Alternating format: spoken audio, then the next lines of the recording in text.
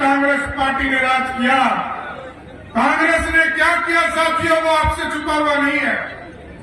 कांग्रेस ने देश को लूटने का काम किया, कभी कोयला के नाम पर और कभी उनके साथी अलकतरा पीने का काम किया, कभी चारा खाने का काम किया। लेकिन साथियों, आज लगभग 10 वर्षों से आपके नेतृत्व में आपने आशीर्वाद दिया।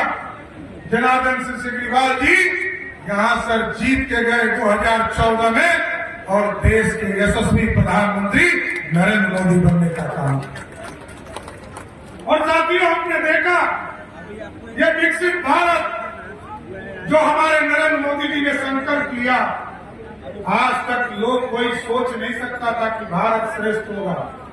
भारत की ताकत इतनी गूंजे गई, लोग ये कहते थे कि भारत तो चौथे दुनिया का वर्ल्ड है, भारत में तो कुछ हो ही नहीं सकता है। कोरोना जैसे महामारी में भी आपने देखा पूरे दुनिया की आर्थिक स्थिति खराब हुआ, लेकिन भारत बढ़ रहा है। भारत की जीडीपी आज जापान और अमेरिका से अधिक बढ़ने का काम कर रहा है। ये भारत है साथियों। और आज जहां अंग्रेजों ने 200 वर्षों तक हम पर राज किया, उसी अंग्रेजों जब भारत पर साथियों थे, आज उसी अंग्रेज को हराकर हम दुनिया के सबसे ताकतवर देश 5वां देश बन गए। आज दुनिया में नरेंद्र मोदी का जलवा, दुनिया में डंका बज रहा है साथियों। और लोग पूछते हैं, आपसे जरूर गांव जाते होंगे तो पूछते होंगे, मोदी जी ने दिया क्या? मोदी जी के बारे में बताओ। हम एक एक भाजपा के कार्यकर्ता, जदयू के कार्यकर्ता से आग्रह करना चाहते हैं और एनडीए के साथियों से आग्रह करना चाहते हैं, गांव में जाते हैं तो चर्चा कीजिए। मोदी जी ने पक्का मकान दिया, 4 करोड़ 21 लाख परिवार को इस देश में पक्का मकान दिया, उसमें 55 लाख सिर्फ बिहार में देने का काम किया। और मोदी जी ने गारंटी दिया है 2024 में वोट दीजिए, इस भारत के गरीबों को तो पक्का मकान देने का काम कर ही रहे। आदरणीय नीतीश कुमार जी के नेतृत्व में हम डबल इंजन की सरकार चला रहे हैं।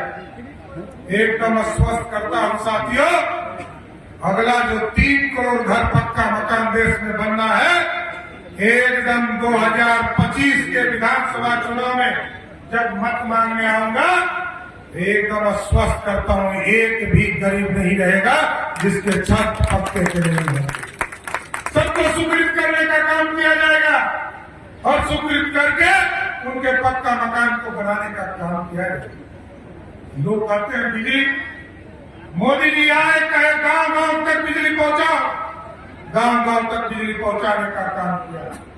मोदी और नीतीश कुमार ने कहा घर घर तक बिजली पहुंचाने का काम करो, 2024 तक घर घर तक बिजली पहुंच गया।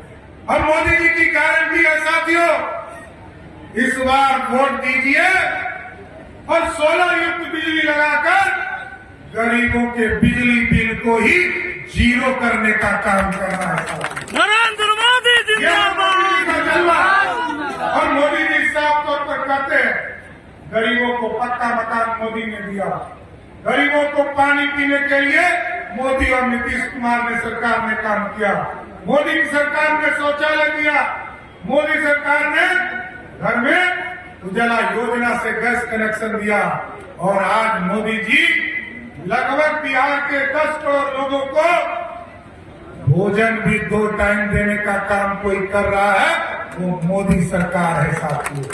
और एकदम स्वस्थ रहिए, जिन लोगों को 5 किलो अनाज मोदी सरकार दे रही है, एकदम स्वस्थ रहिए। यहाँ पर मंगल जी है, मंगल जी स्वास्थ्य मंत्री भी है।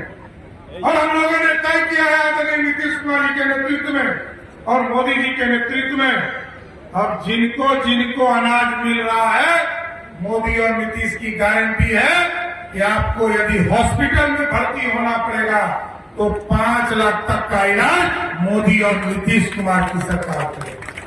और ये साथियों, मजबूत सरकार की चिंता करना, और मजबूत नहीं होगा तो कांग्रेस वाला का हाल तो आपने देखा है ना। जब तक श्रीमती सोनिया गांधी स्विच नहीं दाबती थी, मनमोहन सिंह बोलते थे, नहीं बोलते। आज एक मजबूत सरकार की जरूरत है साथियों, और इसका उदाहरण आप याद कीजिए। जब यूक्रेन और रशिया का लड़ाई चल रहा था तो यूक्रेन में बिहार के बच्चे, देश के बच्चे फंस गए और लोगों ने कहा कि हमारे बच्चे वापस आने चाहिए। मोदी जी ने फोन किया पुतिन जी को कि पुतिन जी युद्ध रोको, और पुतिन जी ने युद्ध को 48 घंटे के लिए रोक दिया।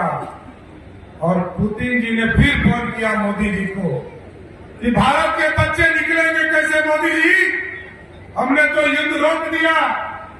पुतिन जी को मोदी जी ने कहा भारत के बच्चे का पहचान होगा, जिसके हाथ में तिरंगा होगा वही भारत का बच्चा होगा। ऐसा भारत का लड़ा है साथियों।